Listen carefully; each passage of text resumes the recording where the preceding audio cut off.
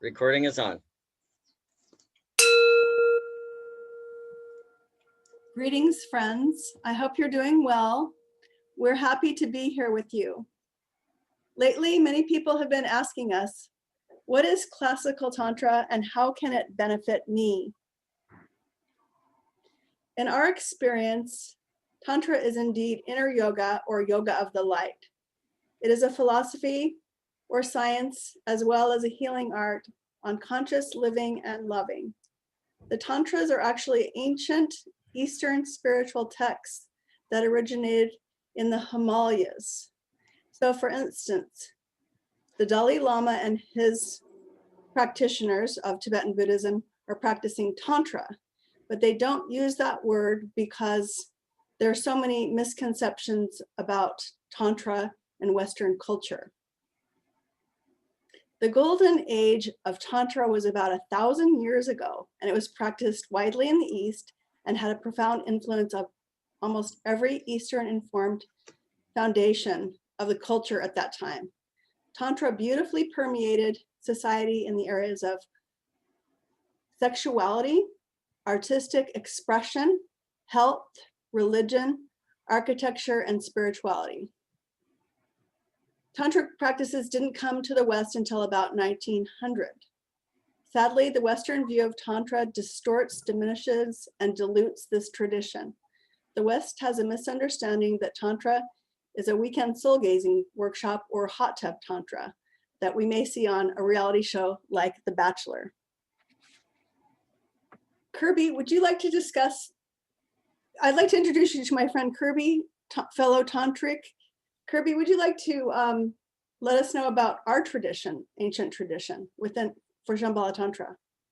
Certainly. I came to Tantra myself in an unusual way.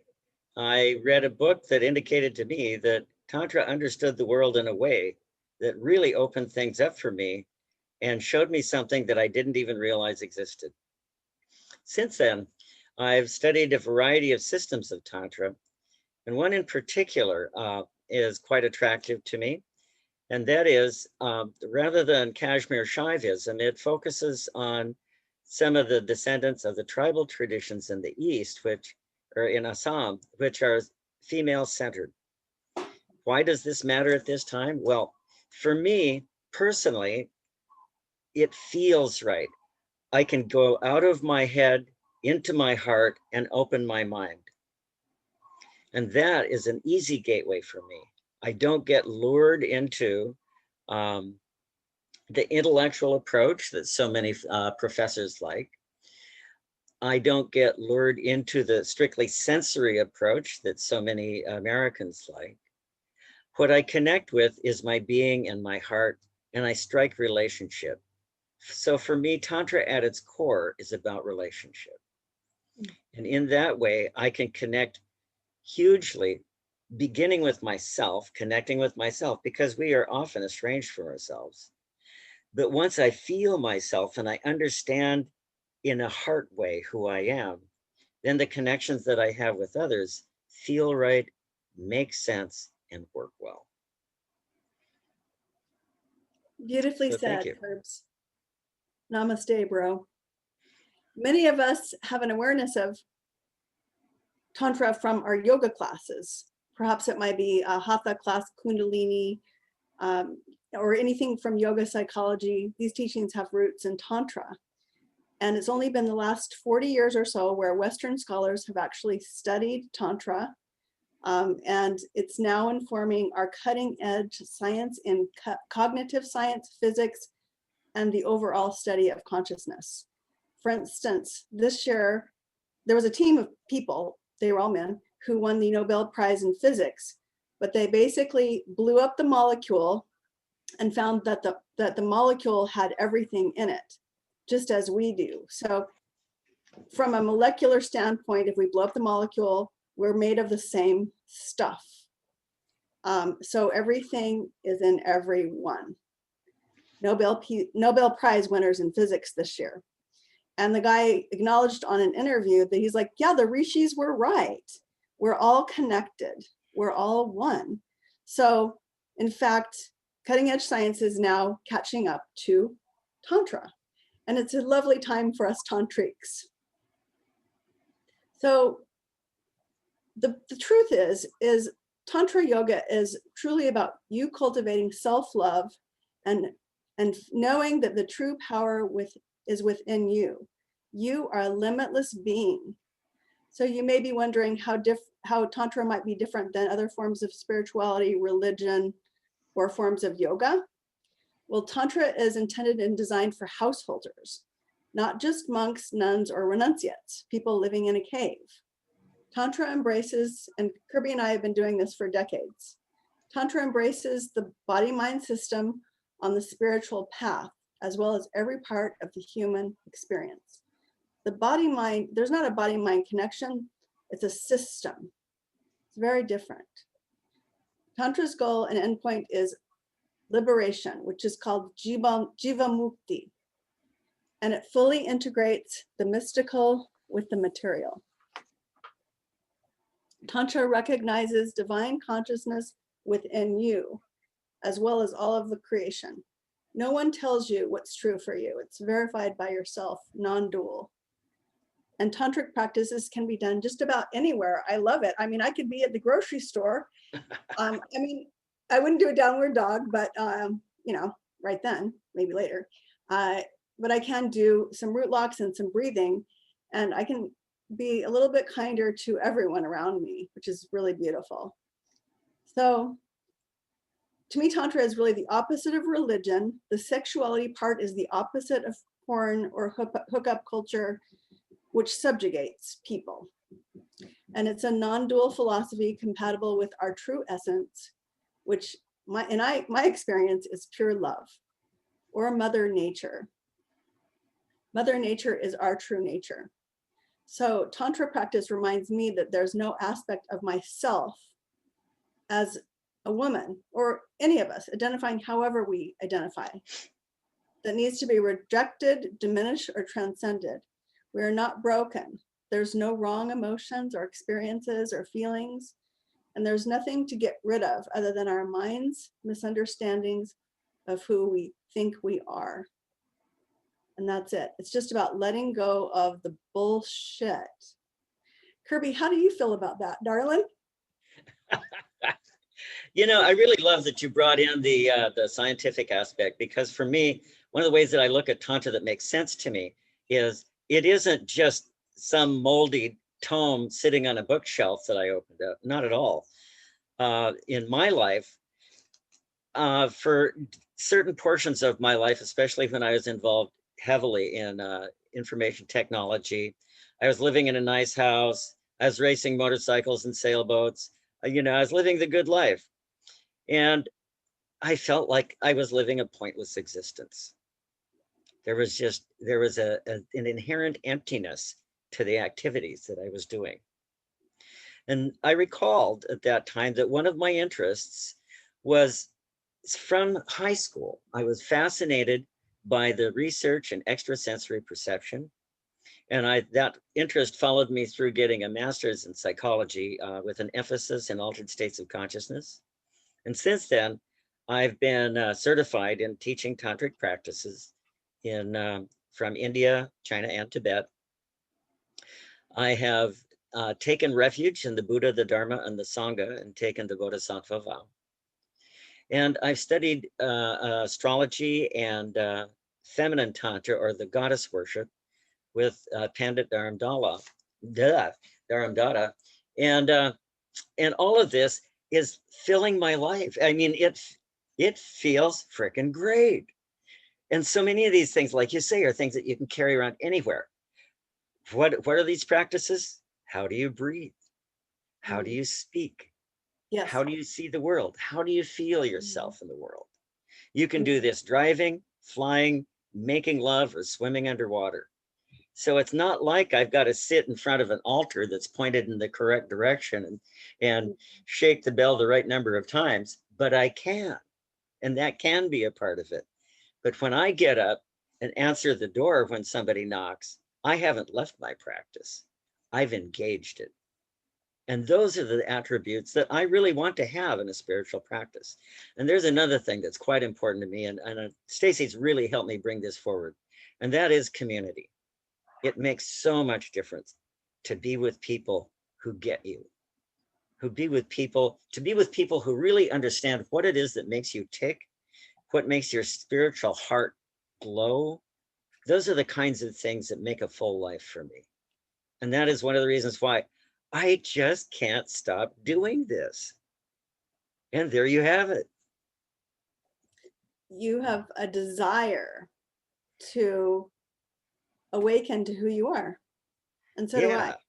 And that's the difference. And if it's not something that you're interested in, then that's cool. You know, I mean, there's no judgment. It's just about ultimately Tantra is waking up to who we are so we can be of service to humanity and the earth. Because now is the time for the Shambhala warriors to awaken. And those are beings everywhere that are focused on serving the good of humanity so we can actually save humanity from the brink. So anyway, that's another story we'll talk about later, right, Curbs? Yeah. Well, you know. Oh, I'm not done. I'm going to do my part now, if that's okay. All right. Sorry. Sorry to interrupt. That was just a lead in. Okay. But many tantrikas and Curbs and I have verified that the program limitations that we have or distortions that we can go on and on about, like I'm not beautiful enough, I'm not young enough, I'm not thin enough, I don't XYZ, it just goes on and on because our culture is diseased. So Tantra is a meditative and holistic approach to personal growth that opens up our sensitivity to our energy body, which is also the emotional body. So an example of tapping into your emotional body is that you might feel like you're in love and you feel that in your heart chakra.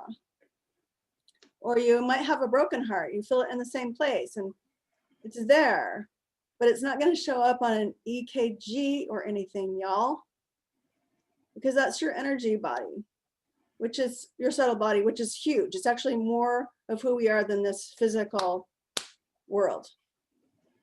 So, or the crown chakra, Lalita Tripura Sundari is a goddess. And the other thing is the tradition's awesome. I mean, we can talk about non-duality, but that's boring in some ways. That's what's so great about the goddesses and the gods, is they give us amazing fun stories to talk about, and they're actually energy in the phenomenal world. So when you get that insight, which Kirby and I have been doing a lot lately, like the light bulb goes on and you're like, hey, let's start a global learning platform for Tantra and whip out that stuff that's been hiding in the closet for so many years. So these energies, our feelings are real and they're strong and they're palpable. They can't be identified or quantified on the physical plane. But when we develop our practices, if we're committed to the practice, we develop our intuition, superpowers, and our true nature, which is consciousness itself. So the love that we seek is in us. And once we tap into this place, we experience the magic of being alive on deeper and deeper levels. Back to you, Kirby. Okay, sweetie. So one of the things that I've noticed in modern life is that we spend a lot of time hosting other people's ideas. We listen to music, we watch videos, we watch movies, we read things. News is coming at us in every single direction we can imagine. Everybody, it seems, is interested in selling us something. And after a while, we become lonely for ourselves. We need to find ourselves. And that's one of the key things that Tantra has created throughout its time, is it provides practices and techniques and things like that. And what these do is they reintroduce you to who you are. They give you practice and you do them over time. And in the same way that a marathon runner runs for some time before the marathon is possible, as we go through these practices, we're transformed. And so we become the warriors of spirit, the ones who can face the difficult things, go through the processes that we need to go through, because we know what's on the other side. Self-remembering, and that's with a capital S. Once that is discovered, connection is so full and rich. Radical honesty is absolutely the starting point. And you know, I don't know. I get going on this stuff, you know, and I just can't stop. That's why we're great partners. Yeah. I love you, Curbs. Okay, I guess I'm done for now. Okay, we'll be doing module 2 soon, so cool. All right, yeah. So the path of Tantra is about becoming eternally undivided and focused on cultivating the truth of who you really are from a place of compassion towards yourself and others, from your true self. So when we choose to flip the switch, instead of saying I'm broken, we can affirm that we're on the path of self-realization, which is about feeling more and more magnetic and alive. Tantra practices are a technology of how to be open and loving in the present moment naturally, and they have a cumulative effect. So Kirby and I wouldn't be teaching this if we didn't have, if actually the Chinese hadn't invaded Tibet in the 60s. I don't think I would have the level of knowledge that I do. So there's a saying that says, when the iron bird flies in the sky, Dharma will come to the west. So this time has come. And our ideal students are people who are open to being like scientists, exploring and cultivating their inner landscape while developing a deeper and more loving relationship with themselves while being part of a supportive community. Shambhala Tantra, Kirby and I, feel that these teachings are important now, as inner yoga in many forms will be the technology or programming of humanity, so we can build a more connected, conscious, and global community based on loving kindness, the rise of the sacred feminine. You are in the universe and the universe is in you. Shambhala Tantra is about helping you awaken to your deepest nature and building the rainbow bridge of hearts from the mountains to the sea that connects every living thing. And we're building the plane in the air. We hope to see you soon. Namaste. All right, sweetie. You know, we have something to offer that I think is very important, and that is Tantra is a come as you are party. Bring all of you, especially all of you. And you can, there's many programs that get put into us during the course of our lives, and we are kind of in a way defenseless. And one of those is shame. That's somebody else telling us how we're supposed to feel. Yeah, it's bullshit. Another is fear. Yeah. That's our intellect saying, I don't know what's going to happen. Yeah.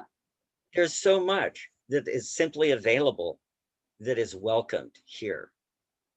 You don't need to hide 50% of yourself because you don't know if it's going to be accepted or not. I think that's acceptance is part of it. Or a spiritual family, like you're loved no matter what, because everyone's no matter what. Stuff. Everyone's got stuff. We're just working it out together with no judgment. It's awesome. And then doing some breathing and meditation. And yes, there's great sexual practices. And it's about how much light can you take into your body. All right, Curbs. I'll catch you later in module 2. I can't wait to get to Hawaii. When am I going to get there? Okay, well, you know, we'll have our little January visit. And then as soon as the plague eases up, we'll start inviting everybody over. That sounds good. It'll be a blast. All right, well, we'll see you next time on Tantra Talk with Kirby and Stacy. Cheers. Love to see you soon.